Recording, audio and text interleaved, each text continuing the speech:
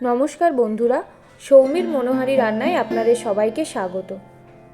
গ্রীষ্মের তীব্র দাবদাহে যখন বেশি ঝাল মশলাযুক্ত খাবার একেবারেই খেতে ভালো লাগে না, তখন মুখে রুচি ফেরাতে খুবই স্বল্প উপকরণে সহজেই বানিয়ে ফেলুন ঝিঙের এই রেসিপিটি। আজকের রেসিপি মখমলি ঝিঙে। রান্নাটি করার জন্য প্রথমেই কড়াইতে নিয়ে নিচ্ছি কিছুটা সর্ষের তেল।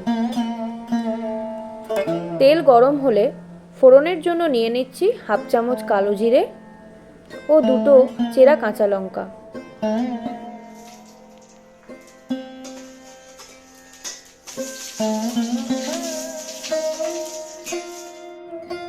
ফোড়ন থেকে সুগন্ধ বেরোলে আগে থেকে কেটে রাখা আলু দিয়ে কিছুক্ষণ নাড়াচাড়া করে নেব। আলুগুলো একটু ভাজা ভাজা হয়ে গেলে এরপর দিয়ে দিচ্ছি আগে থেকে কেটে রাখা ঝিঙে। ঝিঙে আর আলু ভালো করে নাড়াচাড়া করে নিয়ে ওপর থেকে 1 চামচ পরিমাণ লবণ ছড়িয়ে ঢাকা দিয়ে দেব 5 মিনিটের জন্য, যাতে আলু আর ঝিঙে ভালো মতো মজে যায়।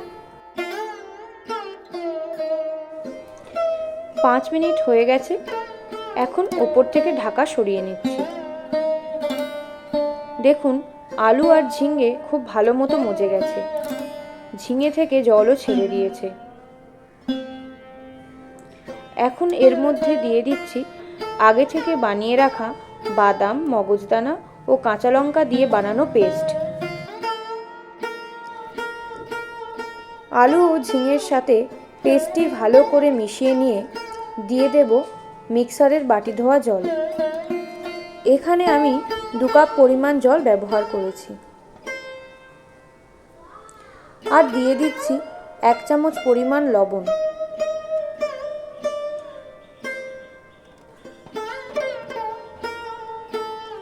সব কিছু ভালো মতো নাড়াচাড়া করে ঢাকা দিয়ে দেব আলু সেদ্ধ হওয়ার জন্য। এখানে খেয়াল রাখতে হবে যে গ্যাসের ফ্লেম যেন মিডিয়ামেই থাকে, না হলে কড়াইয়ের নিচে লেগে যেতে পারে, যেহেতু এখানে মগজদানা এবং বাদাম ব্যবহার করা হয়েছে।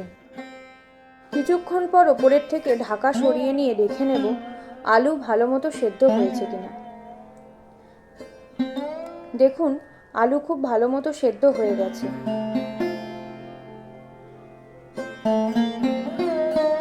আরেকবার ভালো করে নেড়ে চেড়ে নেব যাতে নিচটা বসে না যায়। এবার স্বাদের ব্যালেন্সের জন্য 1 চামচ পরিমাণ চিনি দিয়ে নাড়াচাড়া করে নেব। এখন এর মধ্যে 3টে চেরা কাঁচা লঙ্কা দিয়ে কিছুক্ষণ ফুটিয়ে নেব। কাঁচা লঙ্কা দিলে রান্নায় একটা আলাদাই স্বাদ আসবে। গ্রেভিটাতে একটু থিকনেস চলে আসলে ওপর থেকে ছড়িয়ে দেব সর্ষের তেল। আমার মখমলি ঝিঙে একেবারেই তৈরি। দেখে কি মনে হচ্ছে খেতে কেমন হবে? তাহলে বাড়িতে একবার বানিয়েই ফেলুন, খেতে খুবই ভালো হবে। আর আমার এই রান্নাটি যদি আপনাদের ভালো লেগে থাকে তাহলে অবশ্যই একটা লাইক করবেন এবং চ্যানেলটিকে সাবস্ক্রাইব করে পাশে থাকবেন। ধন্যবাদ।